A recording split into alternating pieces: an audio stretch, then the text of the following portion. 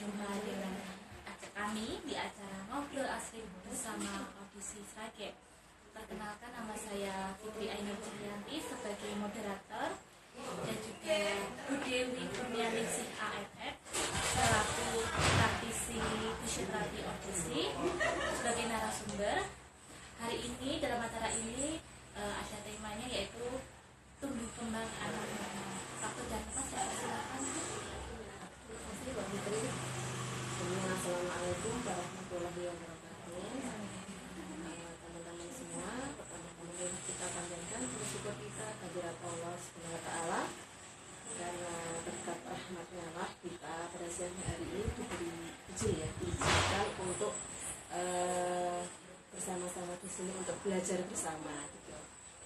Kami di sini dari Audisi akan sedikit sharing ya, khususnya tentang tumbuh kembang anak normal. Kenapa kita angkat tema ini? Karena banyak mungkin yang masih bingung, yang masih belum tahu tahap-tahap tumbuh kembang anak yang baik itu seperti apa. Oke, langsung aja. Pertama, saya akan sedikit menjelaskan tentang apa itu arti dari tumbuh dan kembang.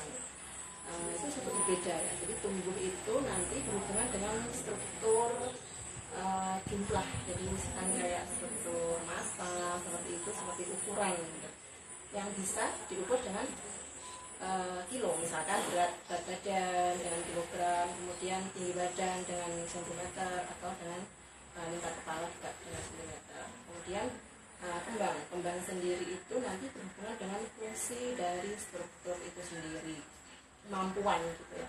Jadi dari kalau kembang itu biasanya berhubungan nanti dengan perkembangan fisik, perkembangan kognitif, perkembangan mental, dan perkembangan sosial.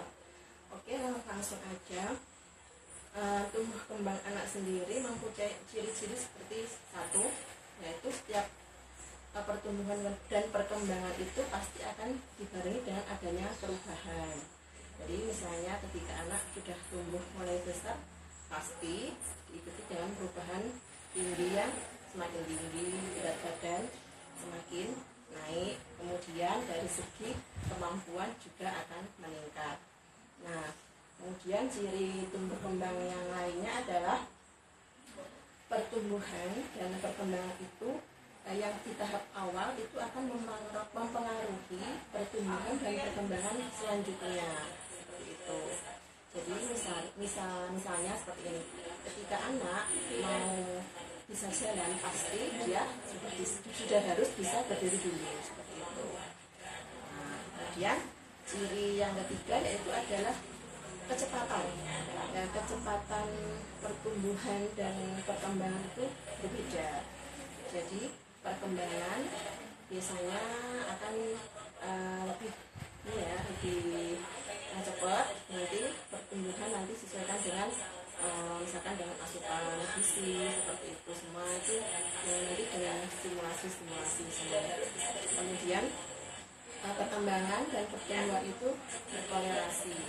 Jadi misalnya ada pertumbuhan tentang berat badan dan tinggi badan akan diikuti dengan kemampuan anak skillnya, biasanya akan semakin baik juga.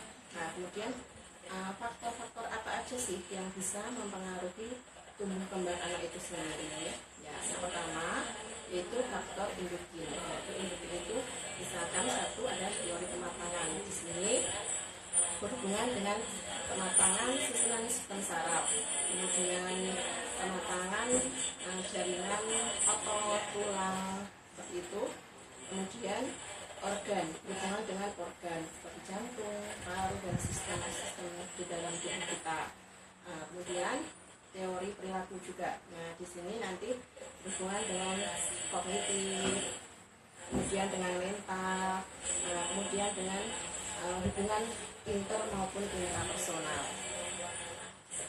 Nah, kemudian faktor yang kedua adalah faktor eksogen. Faktor eksogen ini berhubungan dengan faktor eksternal, yaitu dengan lingkungan. Nah, ini berkaitan dengan pola asuh nanti di keluarga, karena pola asuh ini sangat mempengaruhi sekali akan tumbuh kembang anak. Nah, kemudian prinsip dari tumbuh kembang sendiri itu mempunyai prinsip-prinsip ya. Jadi satu, biasanya prinsip tumbuh kembang anak itu dimulai dari kepala, kemudian kemampuan kepala, kemudian diikuti dengan ke bawah leher, kemudian bahu dan punggung dan seterusnya. Kemudian dari bagian tengah tubuh, postural, kemudian ke ujung-ujung tubuh. Misalkan kemampuan anak untuk tangan, misalkan ya, ketika anak bisa menulis atau bisa melakukan sesuatu yang berhubungan dengan koordinasi atau apa, maka otot-otot besarnya yang di sini juga harus lebih kuat dulu, seperti itu. Kemudian prinsip lagi ini yaitu dari gerakan yang simpel kemudian ke gerakan yang lebih kompleks. Nah, kemudian dari segi otot, misalnya kita mempergunakan otot-otot yang besar dulu, baru kemudian ke gerakan yang lebih halus. Nah, setelah itu di sini kita akan menjelaskan periode tumbuh kembang itu sendiri. Periode tumbuh kembang sendiri bisa dibagi menjadi dua. Yang pertama yaitu periode prenatal atau interuterine. Jadi ini periode di mana pertumbuhan anak di dalam kandungan. Biasanya di dalam kandungan kita akan bagi menjadi 3 tahap, yaitu trimester pertama, trimester kedua, dan trimester ketiga. Trimester pertama terutama pada saat konsepsi, yaitu saat zigot atau mudikah itu terjadinya konsepsi ya, terjadinya konsepsi, kemudian sampai umur 2 minggu. Kemudian selanjutnya setelah 2 minggu sampai akhir trimester pertama sekitar 9 sampai 12 minggu itu disebut dengan masa embrio.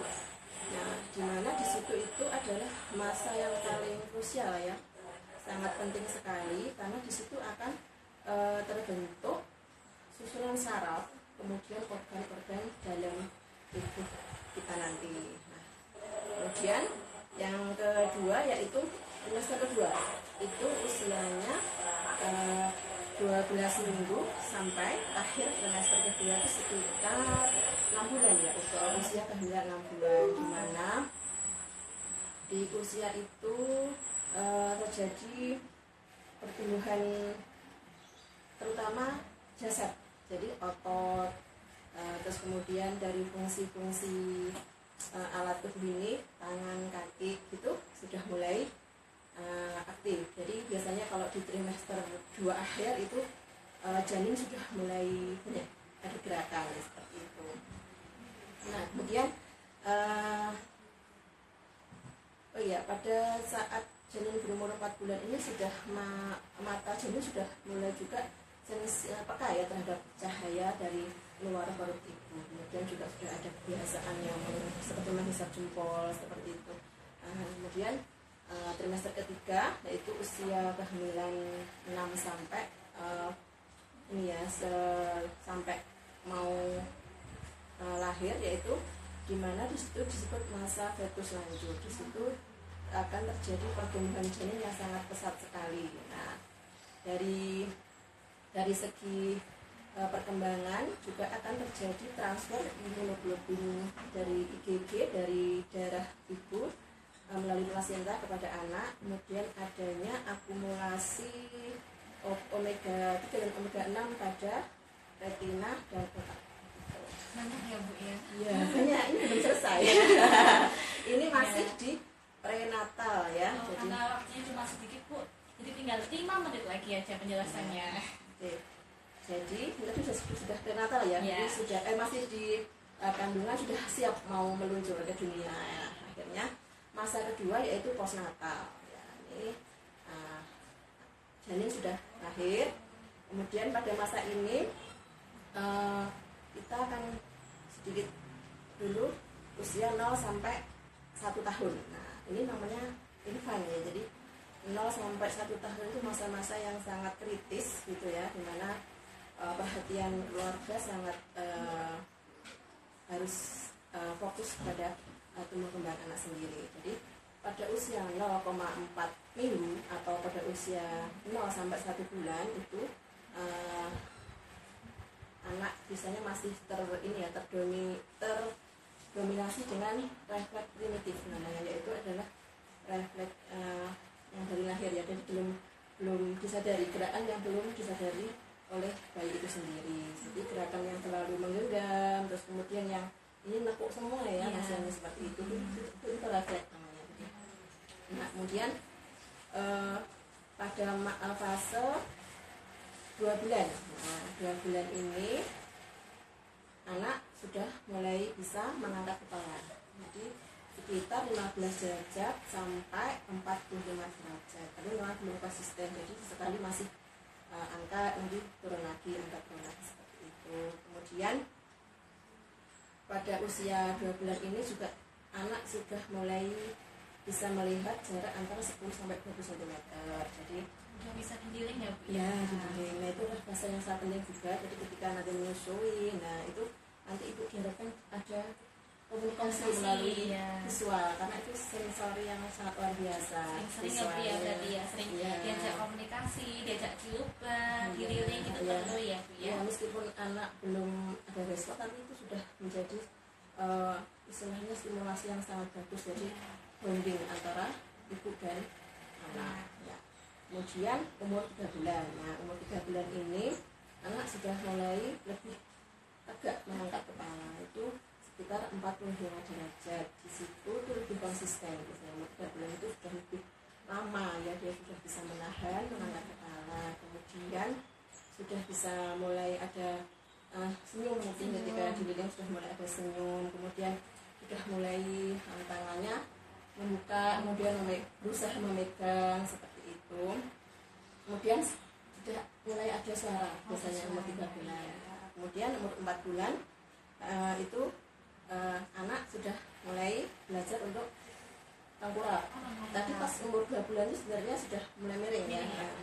Jadi umur miring itu 2 sampai 3 bulan itu sudah mulai belajar miring. Kanan kiri ya Bu ya. Nanti umur 4 bulan sudah mulai belajar tengkurap, tetapi biasanya belum bisa balik sendiri. Ya, jadi ketika umur 4 bulan itu sudah mulai belajar tengkurap, tapi memang belum bisa balik sendiri, masih perlu bantuan. Nah, kemudian sudah mulai ini melihat tangan, bermain dengan tangannya seperti itu, sudah bisa tersenyum.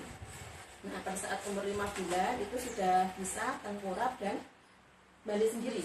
Ya, umur 5 bulan itu sudah bisa tengkurap dan terlentang sendiri. Kemudian sudah bisa mulai mengenali suara. Jadi ketika ada suara itu dia mencari seperti itu. Udah bisa nengok apa cuman dia lihat ke atas apa gimana? Iya, sudah. Kalau 5 bulan itu kan ini sudah mulai tegak bagus. Nah, jadi nanti dia sudah bisa bebas dengan menengok kanan kiri seperti itu. Tapi kalau mengangkat dari posisi terlentang mungkin masih berat ya. Kemudian umur 6 bulan. Nah, umur 6 bulan ini anak sudah mulai belajar ini ya, posisi airplane. Jadi tangannya menumpuk gitu. Tangannya menumpuk pada bawah, lantai ya, mulai mengangkat badannya ya, seperti pesawat itu ya. Nah, cuma pesawat mau terbang gitu. Jadi itu adalah dia tandanya sudah bonding refleks sudah mulai sudah mulai bagus. Jadi dia sudah mulai belajar untuk otot-otot posturalnya. Nah, nanti 6 bulan itu sudah mengenal, sudah diteni sama orang biasanya. Nah, kemudian umur 7 sampai 8 bulan. Nah, ini ke 6 bulan dia sudah mulai mengangkat ini. Nah, 7-8 bulan itu persiapan dia belajar angkat. Ya, nanti ongkong-ongkong seperti itu. Nanti dia sudah bisa diajak jilbab, sudah ada responnya seperti itu. Udah bisa kata-kata nih ya? Belum, kalau 8 bulan itu belum. Jadi masih mengoceh. Ya, masih mengoceh. Tata-tata mama dada gitu. Tapi sudah tertarik dengan mainan biasanya. Terus kemudian umur 9, 10, 11 itu sudah bisa merangkak harusnya ya. 9 itu sudah bisa merangkak, kemudian duduk sendiri. Sudah duduk sendiri, sudah bisa bangun sendiri seperti itu. Nah umur 10, 11 bulan nanti mulai belajar berdiri dengan bantuan mencari pegangan biasanya. Perlambatan kalau orang Jawa bilang ya Bu ya. Ya bisa, tapi biasanya berdiri dulu, belum sampai yang melangkah seperti itu. Nah pada usia 1 tahun biasanya anak sudah mulai berdiri sendiri. Nah, tadi kan masih pegangan berdirinya 11 bulan itu. Nah 12 bulan itu sudah mulai belajar berdiri sendiri, kemudian mungkin masih bantu dengan tetah itu untuk jalan. Nah, nanti dari kata-kata yang setelah ini biasanya sudah paham satu kata yang bermakna, misalkan kayak menyebut ibunya, mama, gitu ya, paling gampang ya paling enggak satu kata bermakna itu sudah harus bisa. Nah kemudian sekarang di usia 12 sampai 1,5 tahun ya kemampuannya, tentunya di usia itu anak akan semakin melatih jalannya semakin bagus. Nah, jadi motor skillnya akan semakin bagus, jalannya yang dulu timik-timik atau yang cepet-cepet itu akan lebih bagus, lebih kuat ya, lebih kontrolnya lebih bagus.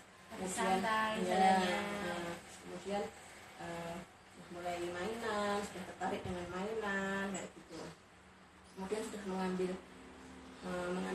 benda sendiri, mainannya sendiri sudah bisa. Itu bendanya yang kasar apa yang kecil-kecil? Ya yang besar, yang mainannya sesuai dengan ini. Kalau yang kecil mungkin dia masih agak kesulitan ya. Tapi paling tidak yang ketika yang sesuai dengan tangannya dia sudah mulai bisa. Kemudian umur 1,5 sampai 2 tahun. Nah pada masa ini secara motorik jalannya sudah bagus ya, sudah free lah dia, pokoknya sudah bebas, sudah belajar berlari, mulai belajar berlari. Kemudian nanti dia akan mulai ketika jalan datar dia sudah jago. Nah dia akan cari yang lebih kesulitan lebih tinggi, misalkan kayak naik dalam tangga, tapi ya dia harus belajar memang dengan pegangan dulu atau dengan ini misalnya cari bantuan dulu, tapi harus kita latih juga seperti itu. Kemudian pada umur 1,5 sampai 2 tahun itu sudah minimal paling tidak 10 kata yang dia bisa, yang bermakna seperti itu. Jadi untuk kata-kata lebih banyak lagi. Mungkin ditambah tidak apa-apa nanti kali ya. Nah, kemudian sekarang umur 2 tahun ya. Umur 2 tahun itu sudah bisa berlari dengan baik, kemampuan berlari. Kemudian naik turun tangga sudah tanpa berpegangan, tapi mungkin masih hati-hati. Kemudian sudah bisa menjawab ketika kita tanya. Kemudian umur 3 tahun. Umur 3 tahun ini secara motorik anak sudah bisa melompat. Melompat meskipun 3 tahun harus bisa melompat. Ya, melompat dengan kaki satu misalnya. Oh, satu kaki Bu, boleh 2 kaki berarti. Kalau 2 kaki masih kesulitan. Jadi mendaratnya biasanya 1 kaki dulu. Terus kemudian naik turun tangga sudah oke, tanpa bantuan seperti itu. Kemudian dari fine motornya dia sudah bisa ini garis lurus, meniru. Misalkan di titik-titik itu dia sudah bisa menirukan, terus bikin lingkaran seperti itu. Kemudian dia sudah mulai banyak bertanya. Masa tahunnya berarti tinggi ya Bu ya. 3 tahun itu sudah mulai bertanya tentang apa, gimana, dan siapa. Kemudian 4 tahun. Nah 4 tahun ini dari segi motorik sudah tambah meningkat lagi harusnya. Jadi melompat sudah bagus pakai 2 ini. Terus kemudian berdiri pakai 1 kaki, keseimbangan itu mobilitas dengan keseimbangan itu dia sudah mulai mampu. Kemudian dia sudah membedakan antara bentuk garis, ada yang garis lurus panjang ataupun pendek seperti itu. Kemudian sudah mulai bisa bercerita. Umur tahunnya, misalkan anak 4 tahun sudah mulai TK biasanya. Sudah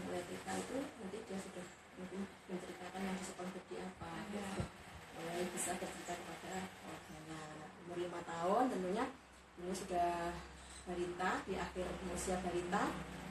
Sini sudah semakin bagus motoriknya, semakin terampil, sudah lari, lompat, dan tahu mana yang bahaya bagi dia dan tidak. Dia sudah harus bisa memilih istilahnya yang aman buat dia seperti itu. Kemudian secara motorik halusnya dia sudah mampu mewarnai tentunya kan.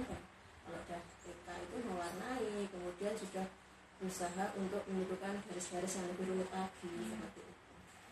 Kemudian bisa lempar tangga bola dengan itu sampai 5 tahun kembang anak balita. Nah, buat mama-mama pastinya udah di rumah udah mengecek kan, oh anaknya usia berapa, tahapan mana yang kira-kira belum sampai. Jadi mama bisa, oh kok anak saya mau segini kok belum kayak gini, kan bisa tahu sendiri ya Ma ya, udah cukup informasinya ya.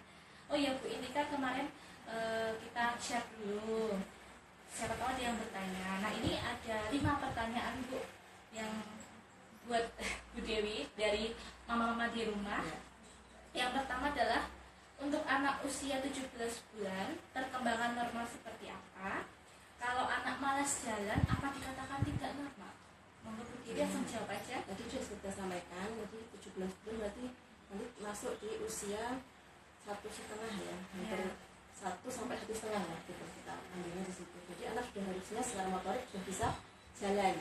Nah kemudian juga sudah mulai ini apa namanya, sudah sama orang sudah mulai tahu seperti itu. Kemudian jalannya harusnya kalau 17 bulan sudah hampir 1,5 tahun sudah mandiri. Untuk rasa malasnya sendiri itu Bu? Nah itu tadi, rasa malas itu perlu pemeriksaan lebih lanjut. Jadi ketika sebenarnya kalau fitrah anak itu sendiri adalah dia kalau secara motorik dia tidak ada masalah di ininya ya di faktor-faktor yang mempengaruhi tadi, faktor endokrin dia bagus, faktor eksogen dia bagus, tidak ada masalah. Nah ketika ada istilahnya keterlambatan, biasanya ada sesuatu di faktor-faktor yang mempengaruhi tumbuhnya, bisa di faktor endokrinnya, bisa di eksogennya, itu perlu pemeriksaan lebih lanjut. Jadi tidak ada istilahnya anak malas sebenarnya. Berarti kalau misalnya anak males itu berarti belum tentu tidak normal ya Bu ya? Dilihat lagi ya, diperiksa lagi ya. Harus kita telah lagi penyebabnya apa. Ya. Pertanyaan yang kedua ya Bu, waktu terbaik terapi untuk anak usia berapa? Ya. Jadi begini, ketika kita sudah tahu tahap-tahap perkembangan normal ya, kita bisa ke anak kita misalkan, oh usia segini kok belum misalkan ya, nah kita misalnya dispensasi itu 1 bulan dari keterlambatan gitu ya. Nanti kalau setelah 1 bulan kok belum ada peningkatan, lebih baik kita periksakan supaya kita stimulasi lebih cepat lebih baik. Periksakan ini maksudnya ini ke Pemeriksaan ya bisa dilakukan pemeriksaan lebih lanjut. Kenapa kok ini harusnya usia segini sudah bisa kok belum bisa. Jadi orang itu harus aktif ya Bu ya. Pertama ibu ya aktif, ngelihat anaknya usianya berapa. Tadi kan udah dikasih tahu perkembangannya usia sekian itu apa aja. Kita checklist ya Bu ya. Baru kemungkinan kita lihat selama 1 bulan diobservasi ya, diamati apakah sekiranya itu emang terlambat ataukah cuman nggak terlambat gitu Pak ya Bu ya. Iya ya, kalau memang tidak sesuai dengan tahapannya ya ada keterlambatan. Kita kan harus tahu itu kenapa. Lanjut yang ketiga ya Bu ya, pertanyaannya yang ketiga adalah, jika anak tidak melalui fase merangkak, apakah ada dampak buruk bagi perkembangannya? Ya. Jadi kita percaya ya setiap tahapan tumbuh kembang itu semua penting. Ketika tadi anak mulai bisa miring, kemudian tengkurap, kemudian seperti posisi yang kayak pesawat itu, terus kemudian dia belajar ongkong-ongkong, merangkak, kemudian berdiri, semua itu pasti ada hubungannya. Seperti kayak tadi, jadi pertumbuhan itu adalah pertumbuhan awal itu akan mempengaruhi pertumbuhan berikutnya. Nah, jadi kalau dari segi fungsi dari merangkak sendiri sebenarnya bagus sekali. Merangkak itu kan ada gerakan ini ya, koordinasi kan, gerakannya kan kanan terus kaki kiri kanan kiri terus. Jadi anak yang merangkak itu ada di situ adalah untuk lebih ke koordinasi antara pikiran dan gerakan. Nah, nanti kalau dari stimulasi di otak itu nanti otak itu bilateral secara bilateral akan bekerja bersama-sama. Nah itu nanti fungsinya ke kalau ditelaah lebih dalam lagi adalah logika. Ya anak bisa lebih bisa untuk logika. Jadi nggak baper ya Bu ya. Pemikirannya seperti itu. Biar nggak baper, tapi biar main ke logikanya. Iya. Jadi fungsinya banyak sekali merangkak itu. Nanti secara umum mungkin menyeimbangkan fungsi otak kanan sama otak kiri. Kemudian juga untuk kekuatan, karena pada masa merangkak itu adalah ketika penguatan juga untuk tangan sama kaki, koordinasi itu yang penting. Yang keempat ya Bu, apakah benar anak yang jalan dulu pasti bicaranya lambat? Tidak. Iya, saya tidak ya Maya. Iya. Jadi setiap anak itu kan mempunyai kemampuan berbeda-beda. Satu anak dan anak yang lainnya meskipun mirip tapi di sini ada bedanya. Ya, gitu. Kita juga ada kok yang jalan sudah pintar, sudah lincah tapi belum bisa ngomong. Nah, kembali lagi kita harus cek lagi ya dari faktor-faktor yang mempengaruhi tadi. Iya, kita nggak bisa ambil kesimpulan seperti itu. Jadi jangan disamakan ya Bu ya. Iya, tidak boleh. Ya. Ada yang bicara dulu belum jalan, ada yang jalan dulu belum bicara. Semua punya problem. Misalkan ada keterlambatan itu, biasanya kita nanti melakukan dengan orang tua, kita lakukan istilahnya konsultasi. Nah, kemudian kita cari penyebabnya. Ini satu lagi Bu pertanyaan yang tadi bertanya, yaitu umur berapakah anak dikatakan terlambat berjalan? Ya.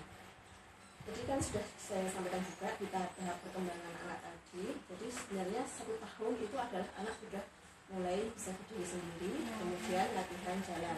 1,5 tahun sudah mahir jalan. Ya, 1,5 tahun harus mahir sudah mahir jalan. Ya, 5 pertanyaan sudah jawab semua Bu Dewi. Alhamdulillah. Buat mama-mama yang di rumah, semoga ini bermanfaat ya. Sudah tadi diterangkan dari Bu Dewi tentang apa sih tumbuh itu, apa sih perkembangan itu, karena tumbuh dan perkembangan itu berbeda dan setiap usia anak itu memiliki fasenya sendiri-sendiri. Kemudian dari segi motorik maupun dari segi verbalnya ya Bu ya. Sekian dari kami dari audisi di klinik audisi Sragen Teguhan. Mungkin yang mama-mama yang masih pengen bertanya-tanya bisa main ke sini. Main dulu boleh kok, nggak harus terapi, nggak harus. Main dulu boleh. Sekian dari kami di acara Ngobrol Asik Audisi. Semoga lain kesempatan kita bisa tampil kembali jauh lebih baik lagi, memberikan informasi yang lebih baik lagi. Semoga bermanfaat buat mama-mama di rumah. Wassalamualaikum warahmatullahi wabarakatuh.